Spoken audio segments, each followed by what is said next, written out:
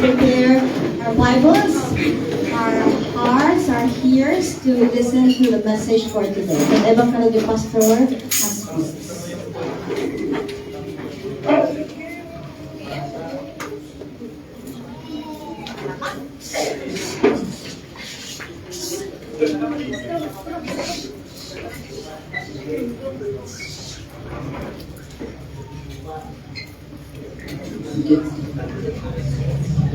Hello. Praise the Lord. Nireview sa man, narigat na ito. Kung medyo matagal ka nang hindi nagmensahe, parang baguhan ka na naman. Kaya napakahirap po yung magmensahe. At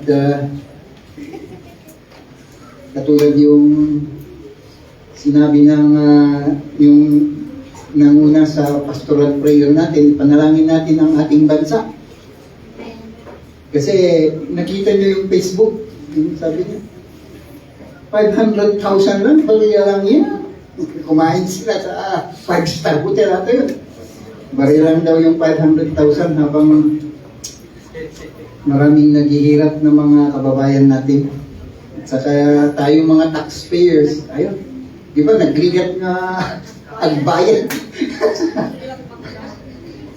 Pagkatapos ganun-ganun na lamang ang ginagawa nila sa pera natin. Kararat tayo lata na amo tayo nga ni Apo Diyos sa iti agaramit. Tatno, anto bawat mangyari kat adati purpose na. Di ba kasla di ay 1 month na habagat. So, adati purpose na di ay inparuar na amin dagi jay inagaramit dagi ko. O congressman tayo kinko-contractor tayong ghost projects. So amin naman mangyari ibiyag tayo dati purpose ni Apo Diyos. So dati Bible tayo, makilukat tayo ijay Titus. Di ba puro Titus ang tinitira natin. At kung meron po kayong Bible, makipagbukas po kayo sa Titus chapter 3 verses 3 to 15. Alam naman natin na si Titus ay siya po isang Gentile. Siya lang ang naisabsabali. Yung Tagalog inisabsabali na iyaw-awan. Naisalsalumina. Na naidumduma. Na naging kadwa ni Apostle Paul. Amo tayo nga ni Titus, ni Apostle Paul, siya po yung ginamit na para ma-convert si Titus. At ganun nung sila po ay pumunta doon sa Jerusalem, napasubo ba yung pwedeng gamitin natin na salita doon? Napasubo siya na magpa-circumcise. Dahil itong mga church leaders sa Jerusalem, sabi nila kung para maging totoo yan na Gentiles na kasama mo na yan, kailangan ma-circumcise siya. At alam naman natin na si Titus ganun nga nangyari pagkatapos ng third missionary journey ni Apostle Paul ay inbound na o kaya sinugo niya doon po sa Corinth para tumulong doon sa gawain ng Panginoon.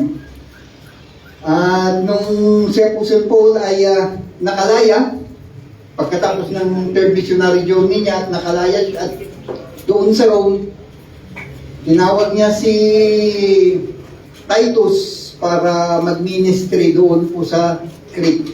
At pagkatapos doon ay iniwan niya doon si Titus para siya ay manatili doon. At siya nang bahala sa mga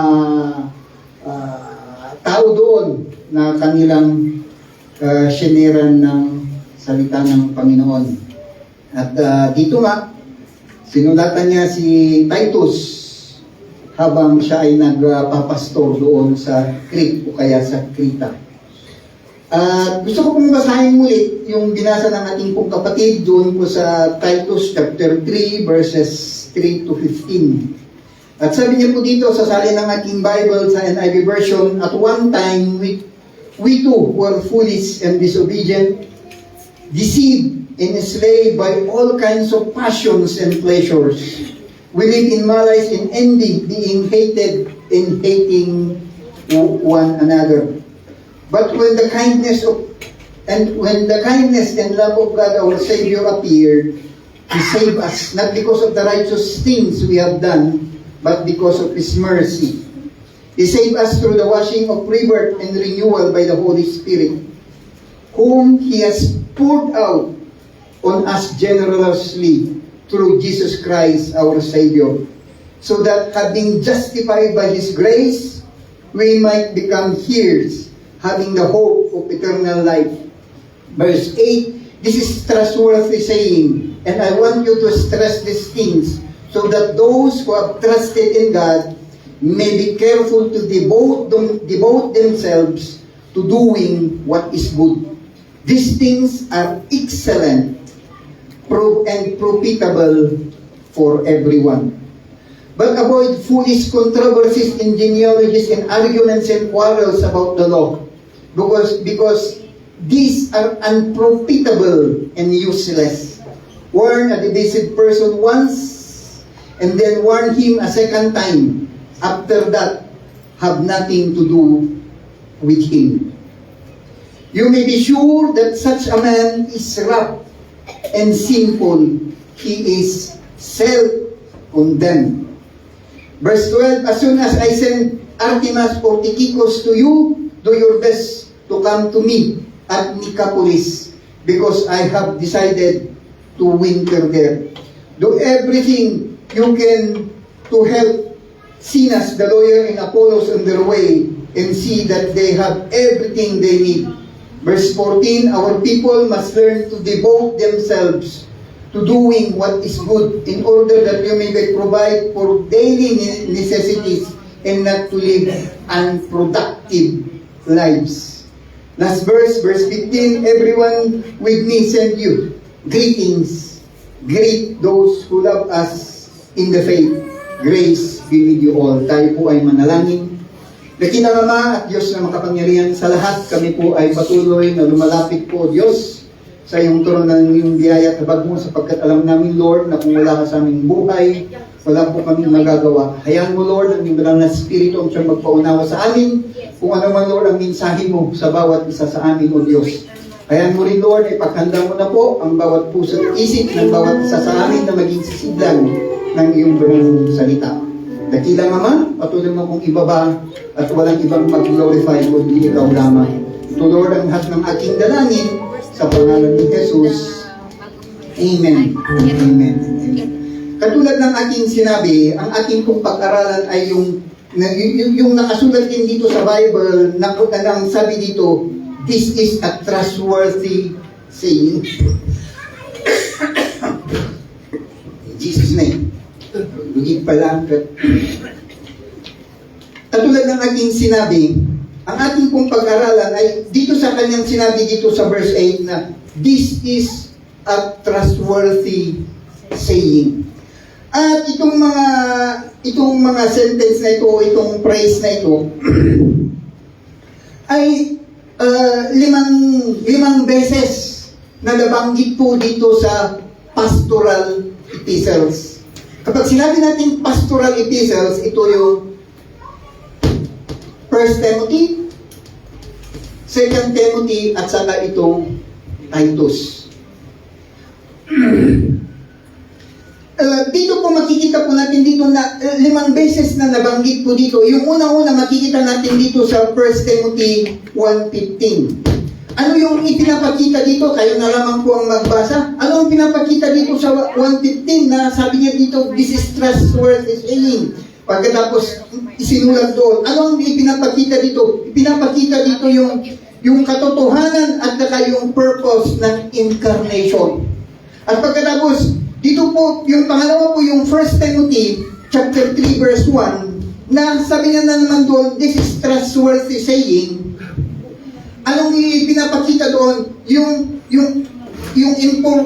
importance of wise understanding in the church, o yung importansya ng pagkaunawa kung bakit nandito tayo sa church. At yung pangatlo po na makikita natin dito na binanggit ulit ni Apostle Paul na this is trustworthy saying, ay makikita natin doon sa 1 Timothy chapter 4, verse 8 and 9. Ito yung binabanggit dito yung great value of godly living. Yung ating pong pamumuhay na merong pagkatakot sa Diyos. At yung pangapat ay makikita natin sa 2 Timothy chapter 2, verse 11 to 13. At makikita natin dito yung the believer's identification with Christ, yung pagiging tayo po ay identified tayo na mga Kristiyano o kaya identified tayo na tayo po ay na kay Kristo. At yung panglima ay nandito po sa Titus chapter 3 verse 8. At dito natin pag-aralan yung isang trustworthy saying na nabanggit dito. At yung unang-una po natin mapag-aralan, meron po tayong tatlong bagay na mapag-aralan natin sa binasa natin kanina at binasa ng ating kapatid kanina. Yung unang-una po natin mapag-aralan ay ang sabi ko dito, the message we must proclaim. At makikita natin dito sa verses 3 hanggang 7. Ano ba ang binabanggit dito sa verses 3 hanggang 7? Ito yung ito yung dapat nating i-share o kaya ibahagi na mga salita ng Diyos. Yung unang-unang pong makikita natin, dapat nating i-proclaim na mensahe is dito sa verse 3. Ano bang binabanggit dito sa verse 3? At one time, we too were foolish, disobedient, deceived, and enslaved by all kinds of passion and pleasure. Ano yung pinapakita dito? Pinapakita dito yung total depravity of man.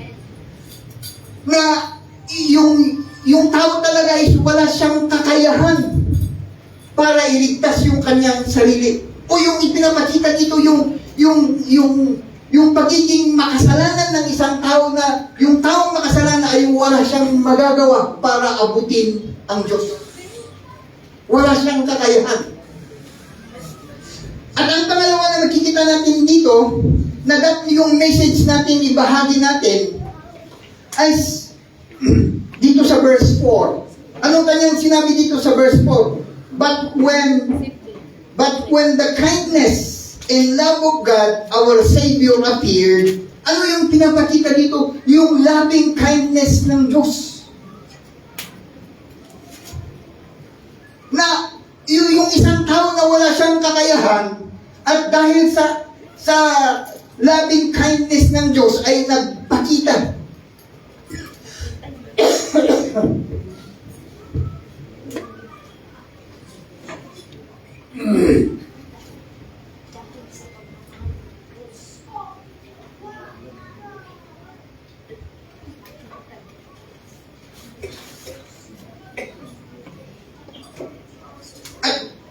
Ang isang bagay na makita natin dito is, kung basahin natin yung Romans 5:8, ano ba yung kanyang sinabi doon na yung loving kindness of God? Dito sa 5:8, sabi niya dito, but God demonstrates His own love for us in this, while we were still sinners, Christ died for us. Yung kindness ng Diyos, noong tayo pa hindi pa naging Kristiyano, nandoon na yung kanyang loving kindness sa atin. Christ died for us. Sapagkat, di ba sabi ko nga doon, yung unes, yung total depravity man, yung tao is wala siyang kakayahan na iligtas ang kanyang sarili sapagkat siya po ay isang makasalanan. At dito po ang pangatlo, sabi niya dito sa verse 5. Sabi niya dito sa verse 5, He saved us not because of righteous things we have done, but because of His mercy, He saved us through the washing of rebirth and renewal by the Holy Spirit. Yung muna po dito sa verse 5, anong makikita natin dito sa verse 5? Makikita natin dito, sabi niya dito, He saved us not because of righteous things we have done, but because of His mercies. Anong makikita natin dito? Makikita natin dito yung sovereignty of God. Ipinapakita dito. At ano ba ang makikita natin dito? Yung regeneration ng Holy Spirit. Para maunawaan natin, makita natin yung kanyang salita. Sabi niya dito sa verse 5, through the washing of river and renewal by the Holy Spirit. Yun yung mga bagay, sabi niya dito, na dapat natin i-preach, i-mensahe sa mga tao. Sabi ni Apostle Paul kay Titus. At ano pa? Yung panglima, makikita natin dito, sabi niya dito sa verse 6, whom He poured out generously through Jesus Christ, our Savior.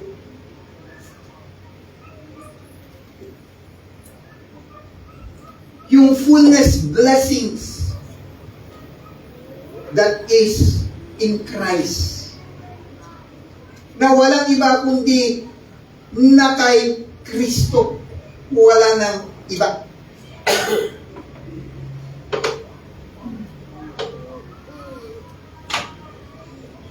Kay Kristo, wala na yan eh. Kumplito na yan. Wala nang kakailangan natin sa ating pong kaligtasan. And verse 7, sabi niya dito sa verse 7, so that having been justified by His grace, we might become heirs, having the hope of eternal life. Dito naman yung justification, yung pagpapawalang sala.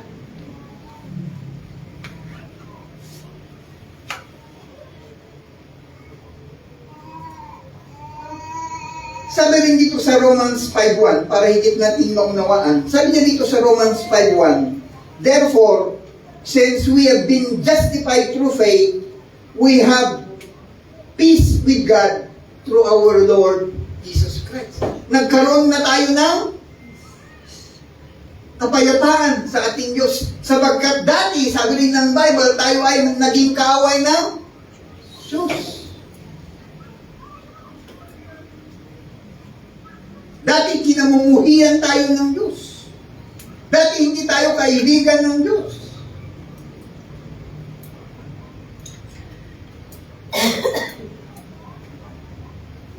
At dito sa verse 7, sabi niya dito, we might become heirs, having the hope of eternal life. Ano yung makikita natin dito? Yung eternal blessedness. Yung buhay na walang hanggan.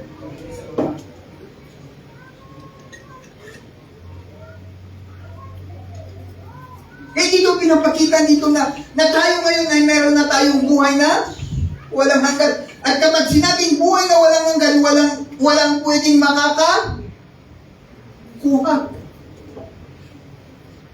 Kaya yung paniniwala na nawawala yung ating kaligtasan, ito yung isang pinabubulaanan ng scripture na ito. Kaya na ito yung dapat natin ibahagi. Amen? Mauawatan na. Siya kung natin judge skip, mauawatan na.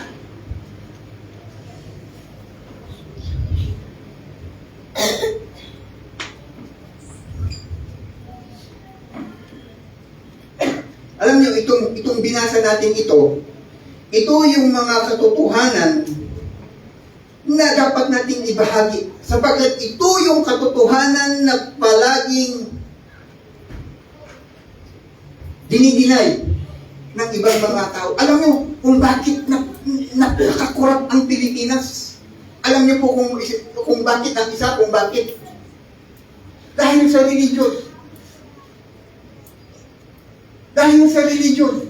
Kasi ang pananaw nila, mangurakot ako ng mangurakot pagkatapos yung iba magiging anong tawag doon?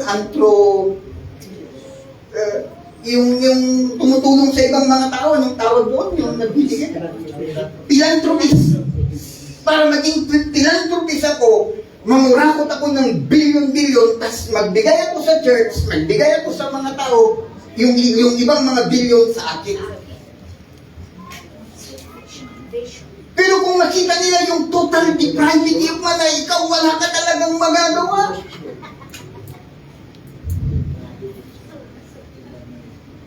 Di ba? Ganun yun eh.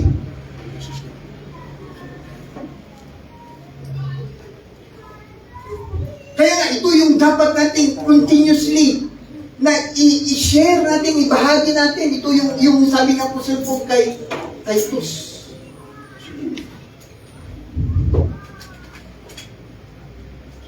Kaya nga, sabi niya dito, yung kanyang conclusion dito sa verse 8, sabi niya dito, this is trustworthy saying that I want you to trust these things. Talagang kahit ito kalayo may bagbagam, i-affirm mo na kita. Kung ni Apostle Paul kini Titus.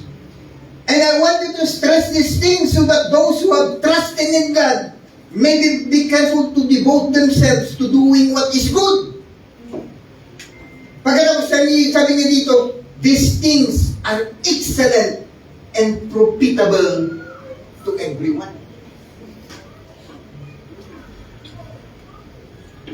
These things are excellent and profitable to everyone. Amen? Amen? Amen. Nakagungot ka. Magpagat lang.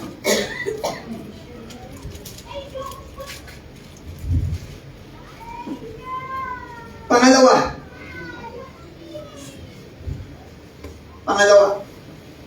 Alam ko mayroong gutom na dito eh. Sabi ko dito, the pitfalls we must avoid. Ano yung ibig sabihin ng pitfalls? Yung risk o kaya yung danger na dapat natin i-avoid. Dito sa verse 9 to 11, sabi niya dito sa verse 9 to 11, but avoid foolish controversies in genealogies and arguments and quarrels about the law, because these are unprofitable and useless. Warn a divisive person once, and then warn him second time, and after that, having nothing to do with him. You may be sure that such a man is corrupt and sinful. He is self-condemned. Ano yung makikita natin dito? Sabi ko dito, the pitfall we must avoid. Sabi ko dito, whenever and wherever the truth of God is proclaimed, there will be those who will want to argue and disagree with the preacher. Kung naipapahayag ang salita ng Diyos, whenever or wherever, saan man o kailanman, meron at merong makikipag-argue at meron nagdi-disagree.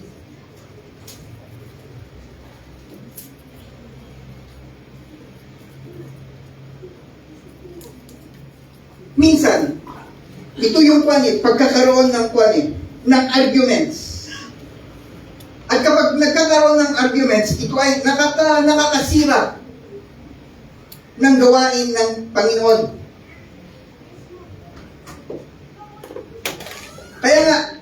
Kaya nga dapat tayo kapag pumunta tayo sa church, katulad tayo ng mga nasa Berean Church. Alam niyo yung Berean Church? Yung nakikinig muna sila, hindi yung ina-argue na nila kagad yung sinasabi ng preacher. Yung Berean Church ay pinapakinggan nila pagkatapos na pinakinggan nila yung sinabi ng Apostle Paul at saka sila na re-research kung tama o mali. At sabi rin dito, beware of people in the church who love to think that they know better than the Lord, who are not prepared to accept God's word, and who argue,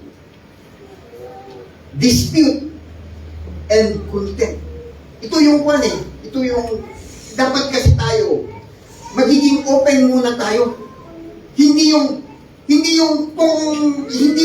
porque nasasaktan ka sa Word of God, sinasabi mo na, siyak man hindi magpatamaan na, o mag-praise ulit pa.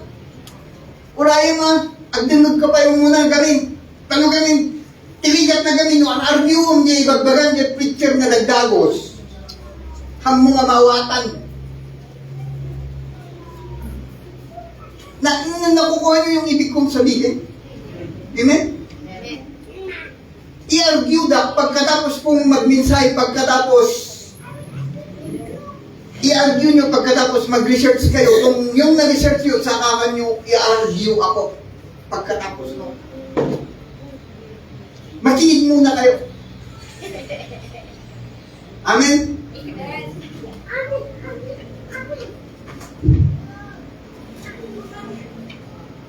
At dito, sa verse 9, sabi niya dito sa verse 9, but avoid foolish controversies, genealogies, and arguments, quarrels among those, because these are unprofitable and useless. Karoon na digay arguments nga, apay, nangalaan na yung matanig kain kay asawa na. Naging nga kasi yung arguments nga eh. Pagkatapos yung mga arguments na, di ba, 12 years old si Christ sa Bible, pagkatapos, nag-jump. Naging 30 years old na siya. Saan kaya siya pumunta nung siya ay 13, 14, 15, 16, naging ganat pilintana. Yung mga controversies lang na mga ganyan na mga ano-ano. Hindi nakakakuan yan, hindi nakakalip up. Sabi dito ng Bible, hindi nakakatulong. Ano pa ba ang mga word na dapat gamitin? Kaya. Oo, nakakalabo, yan. Para yung spiritual knowledge natin is lalabo, hindi nakakatulong yan para lumago tayo.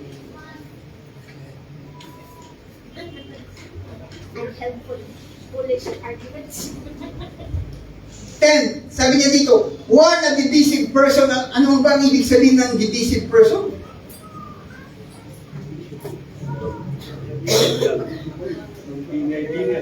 One who create disagreement.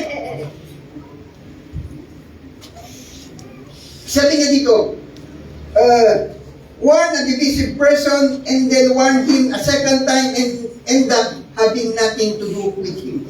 Sabi ng ng aking na-research, ito daw ay yung mga taong heretic. Sabi niya dito, a heretic has been described as opinionative, propagandist, and who promote dissension by his pertinacity. Ito daw yung mga taong yung opinion lang. Pagkatapos ipilipilit na dyan muna.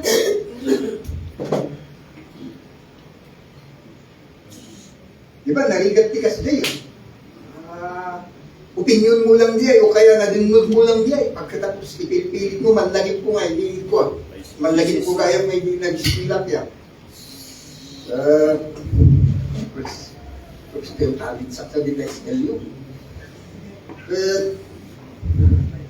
Di nag-spilap, nakipag-argue ako diyan Professor Fox. Tatay bilbilig ko diyan amok. Dahil yung nakihangam ako nga malipatan yung baga na kanya kaya. Mr. Maspil, sabi niya doon. Siya more than 20 years sak na professor dito yung eskwelahan ko na. Alam mo, alam mo, little knowledge is very dangerous. Dahil ba't tikpi man galing nga mo, ipinpilit ko pala yung sayad ko. Iso nga nung mamisan at narigat kay Kasgan. Nga tayo po ay, mayroon lang tayong konting narinig na word of God, o kaya i-jam mo tayo, pagkatapos ipinpilit tayo, jam mo tayo. Kaya lang sabi niya dito sa verse 10, sabi niya dito, warning the divisive person once and then warn him second time and have nothing to do with him. Kaya kung ito, hindi siya naniniwala, kapag yung miniminsahe mo, hindi siya naniniwala, at yun pa rin yung kanyang pangunawa pa rin ang gusto niya, sabi niya doon, bayaan mo na ito. Kaaga pa lang timbaga ng 2 verse 11. Ito yung verse 11, kuna na, itong pangatlo, sabi niya dito sa verse 11, you may be sure that such a man is rough and sinful. He is self-condemned.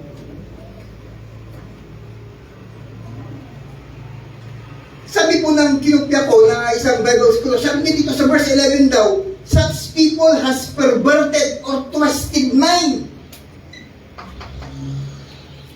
Their thinking is not straight and is not certainly not spiritual.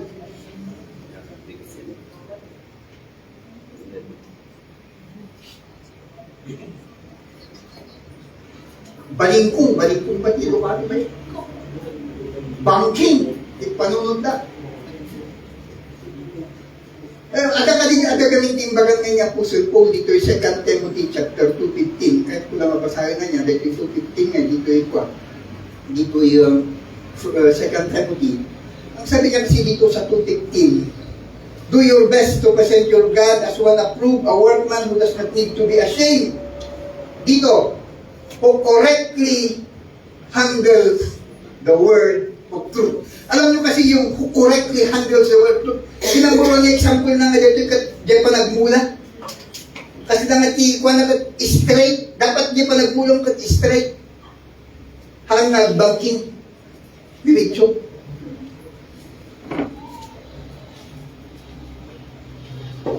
Dito kasi lang may isang example na dito. No, agarado ka straight at namula straight. Who correctly handles the word of truth.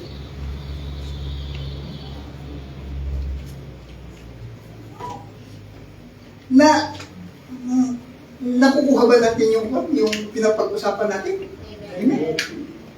Kasi kawawa naman ako dito, salita ko na.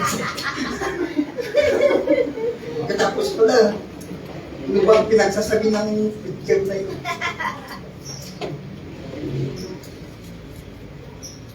Di ba, pangatlo, yung mag-alala. Hanggang 3 points lang tayo. Baptist tayo ngayon. Pangatlo, sabi ko dito, the kind of man God wants to use in this church. Ito yung mga lalaki o mga Kristiyano na gustong gamitin ng Diyos. Dito sa verses, balik tayo.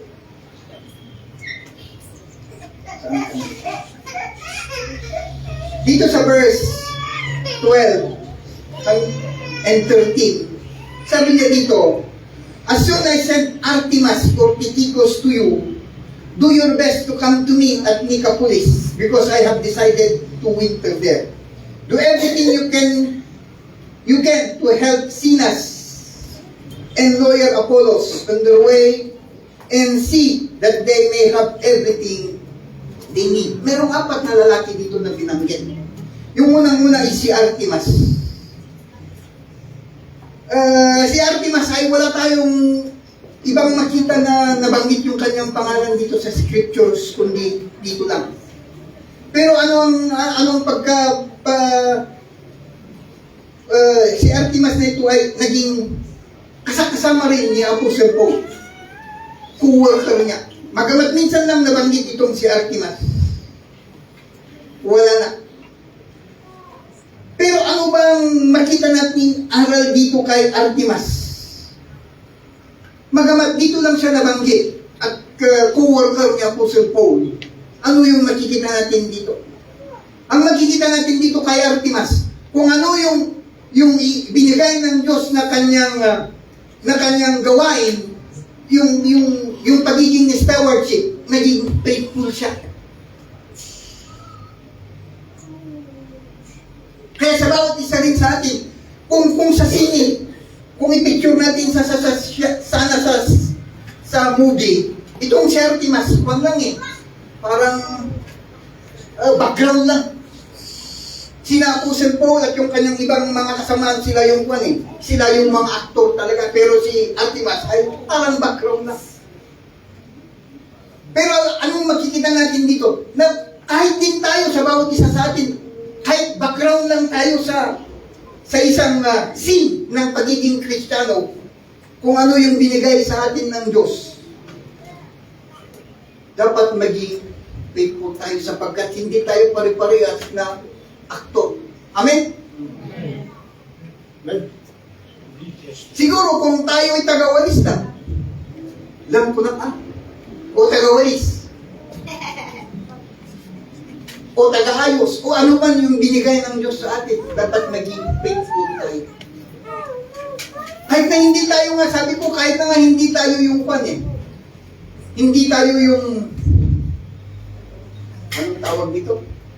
Nung bata kami, sino the first na hero. Di ba, nung bata kami kasi kapag nanonood kami, sino the first na hero dyan? Kuwangan, ni Clint Eastwood, sino the second na hero ay? Ay, hindi ko yan. The first na hero, kin second na hero.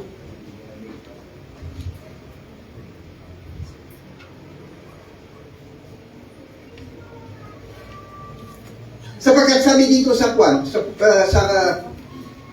Corinthians, 1 Corinthians chapter 4 verse 2. Mayroong binanggit dito sa Apostle Paul na kahit hindi tayo yung frontliner, sabi niya dito sa 4.2 or umpisan natin sa 4.1. So then, men ought to regard as a servant of Christ and as those entrusted with the secret things of God. Now it is required that those who have been given trust must prove faithful. Kung ano man yung pinagkaloob o kaya binigay sa atin ng Diyos. Sapagkat hindi naman tayo pare-parehas kayo. Pangalawa na makita natin dito ay ito sa pronunciation na dito, Tikikos.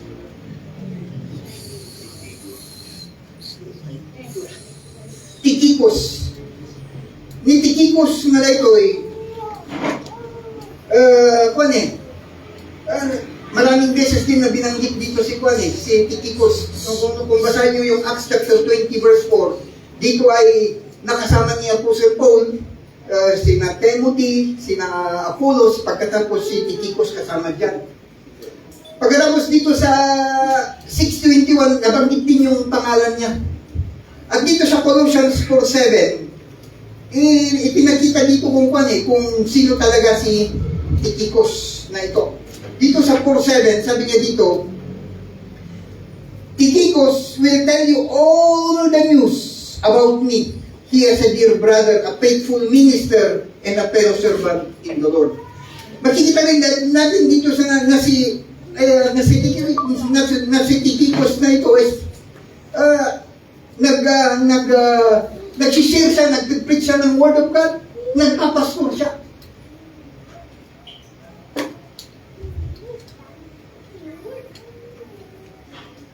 At yung kanyang, kung ano man yung binigay sa kanya is naging responsible siya. Yung kanyang gawain. Ngayon yung mga bagay na dapat na gawin natin, kung ano man yung pinagkaloob ng Diyos sa atin, maging responsible po tayo sa ministeryo na pinagkaloob ng Diyos sa atin.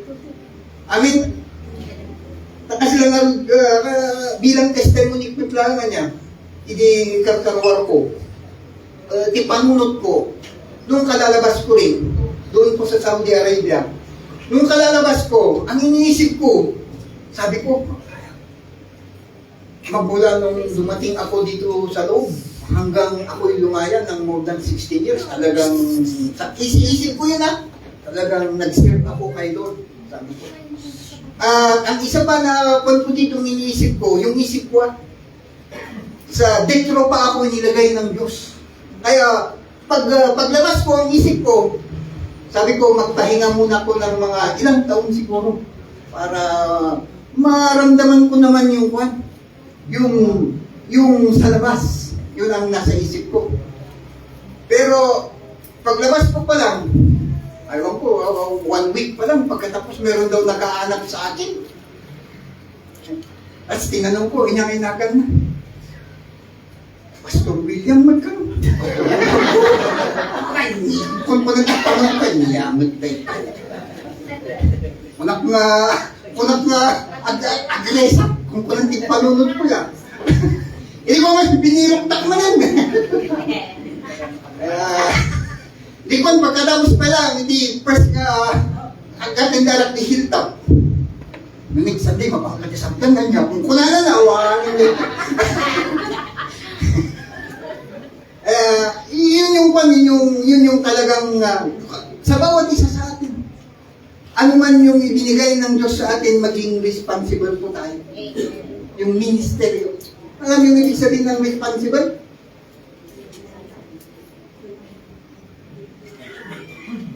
Ano ba ang ibang translation o synonyms ng one? Concern? Pag sinabi mo kasing maging responsible kayo sa one eh. Kapag responsible, pag sinabi mo kasi doon, merong accountability. Yun ang alam ko eh. Accountable ka. Yun yung isang pagkaunawa ko eh. Ang ibig sabihin ng accountable, mananagot ka. Pangatlo na makikita po natin dito, sabi niya dito si Sinas. Alas 12? 2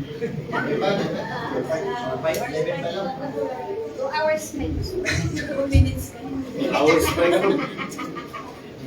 3. Itong si Sinas. Sino itong si Sinas na ito? Taga-kon sa dito eh. Taga-panawin sa dito eh.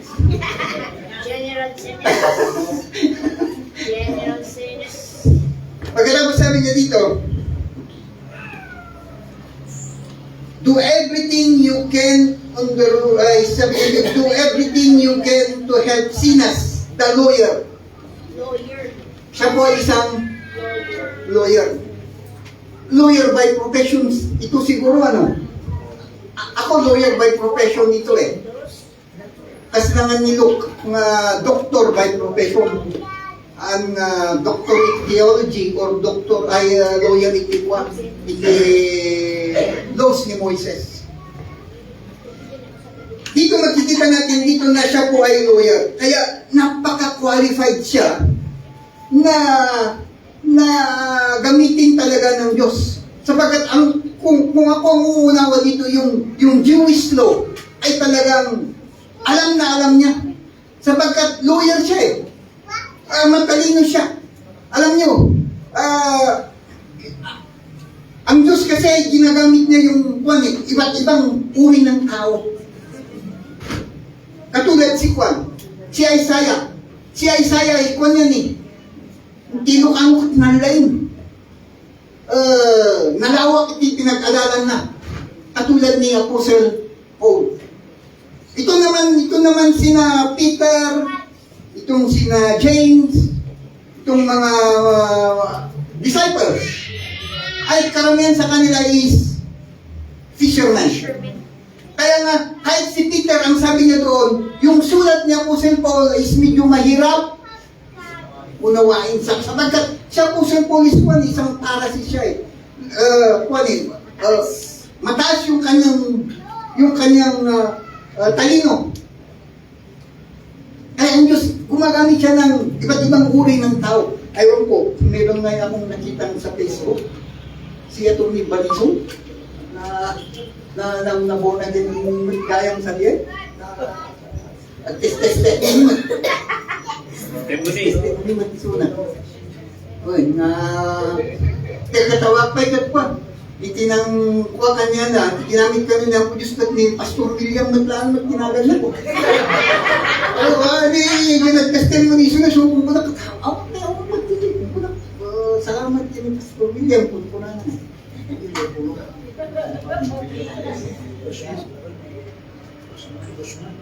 Niya. Andito makikita natin dito si Sinas na lawyer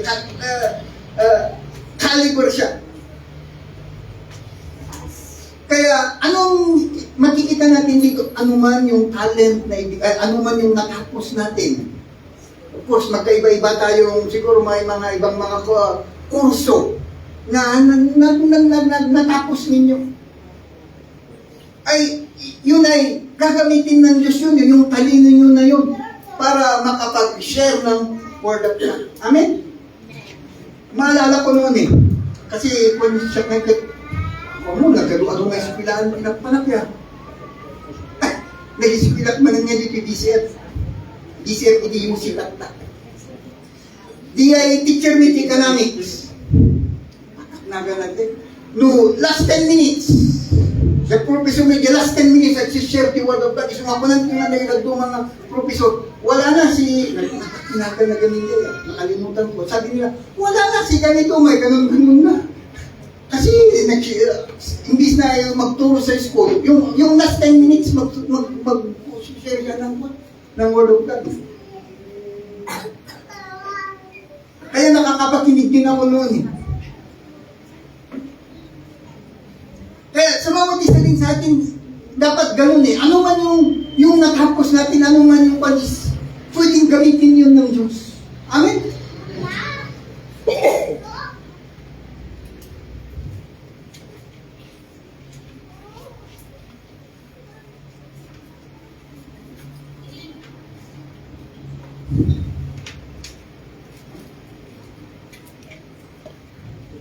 Last ni Apollos. Sino ba ni Apollos? Sabi niya dito. And Apollos on their way and see that they have everything they need. Taong matakwa ko na i-tip mo. Kung sino ba ni Apollos? Maday ko. Sabi niya dito sa kwan eh. Dito sa 16:12 ng 1 Corinthians, si Apollos daw ay, basahin nga natin.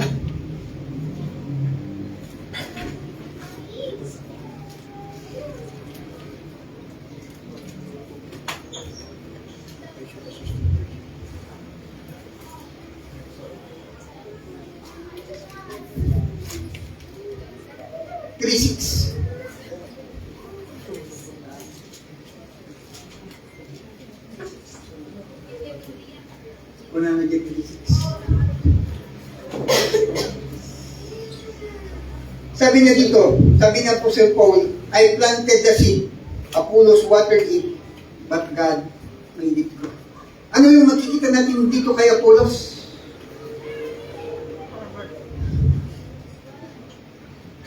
Ni Paul tinag-evangelize. Sino tinagtarakang kadagiyay nakamamuki na po Diyos ni Apollos. Kaya ni Apollos kat well scripture isunay. Ang muna yung word of God. Sabi dito, mighty in the scripture ni Apollos. Ni Apollos kat isupay niya tibagpagada nga po ng isurat niya Book of Hebrews. Di kami style ti writing nga tibagpagan na kaya duman ni Apostle Paul. Lumhang na mabalingan ni Apostle Paul walang nagtibag do mga Bible scholars sapagkat the style of writing na ni Apostle Paul kami yun una na ganagan na eh.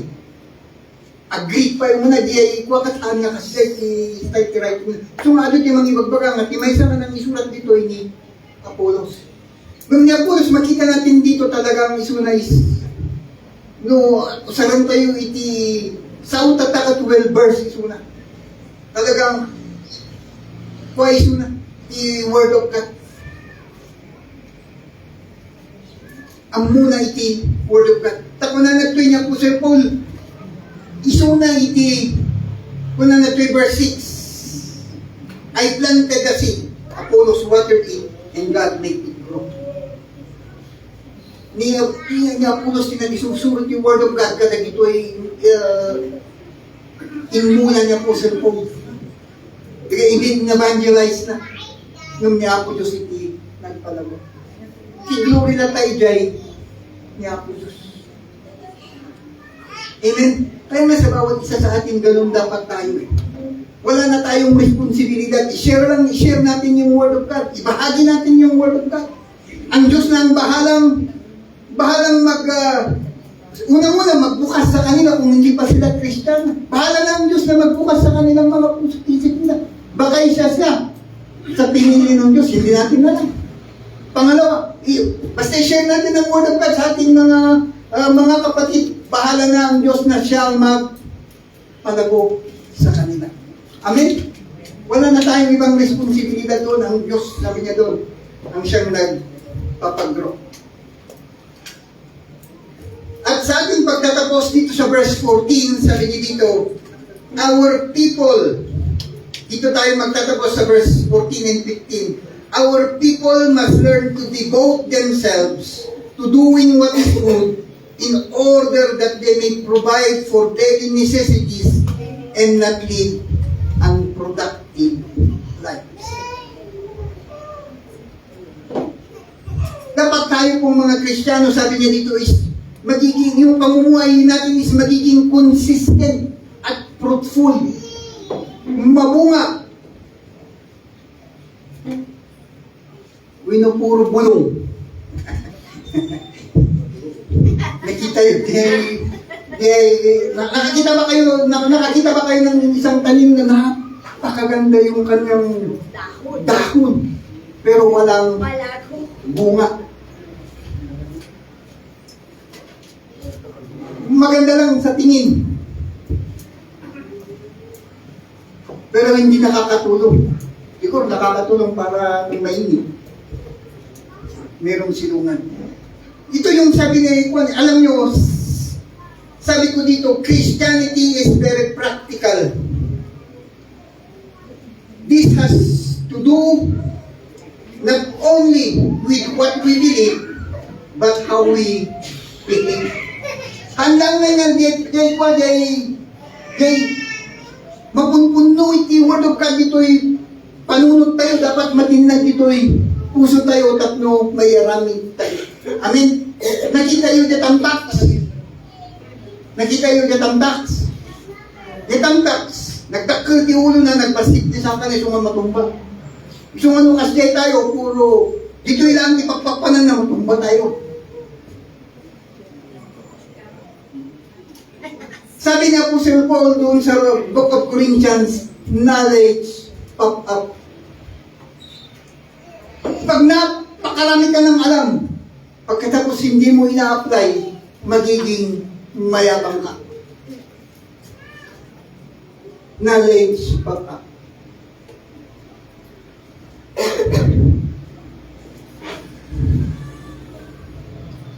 Kaya sabi ko dito, are our lives and our service fruitful? Mabunga ba ang ating pong buhay at ang ating paglilingkod sa Panginoon? Hindi ko po alam. Nasa inyo po yan. At dating niya nyo dyan yung mga sagot. Verse 15, dito tayo, last verse, sabi niya dito, everyone with me send you greetings, great those who love us in the faith, grace be with you all.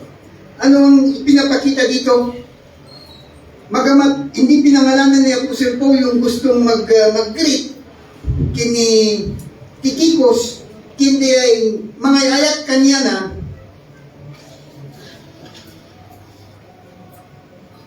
nung importansya na makita tayo dito ay the church na ayan ni Tychicus part lang di ay iti adu-adu nga church. Nako, naalay na kahit kung masawan. Magamat, haan nga binanggit niya po Sir Paul noon niya tinagapuan na gijay makikayat nga mang-greet kanya na kin mangibagati panagayat na kanya na kin church that type greet. Naman pinapakita dito nga the church nga agajay ayan ni nga hawhawakan ni Tychicus part lamang di ay kindagay na gadunga church. Kaslakadat tayo dito eh. Kaslakadat tayo. Dahil Baguio Christ Center Church, may isa lang nga basit. May isa nga church nga nga churches. Iti church ni Apo tayo ng Yesu Cristo. Kaya nga, ang sabi dito ng isang, ng isang Bible scholars eh, let us be aware of being over-denominational. Yan ay tayo ngayon, ay alam nyo yung denomination? na yun yung hindi, of course, dapat i-promote tayo yung tayo mga nga dapat nakapokus, ijay. Alam niyo yung ibig sabihin ng denomination?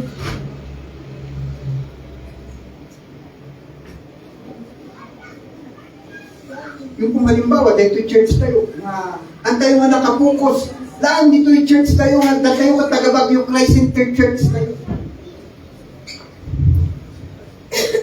Tada tayo, ano tayo?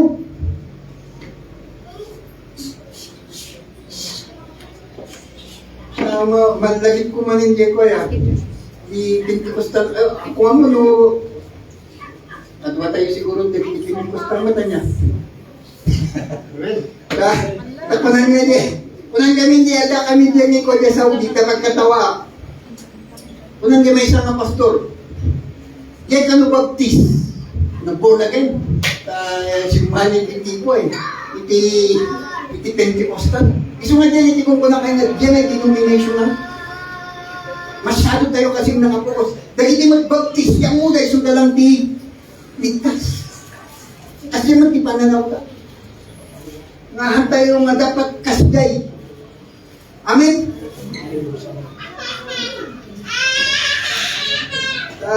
Karang na iti baptist, nung magkita na kayo, kung nata ay, dati ay Kristiyano nga ligtas.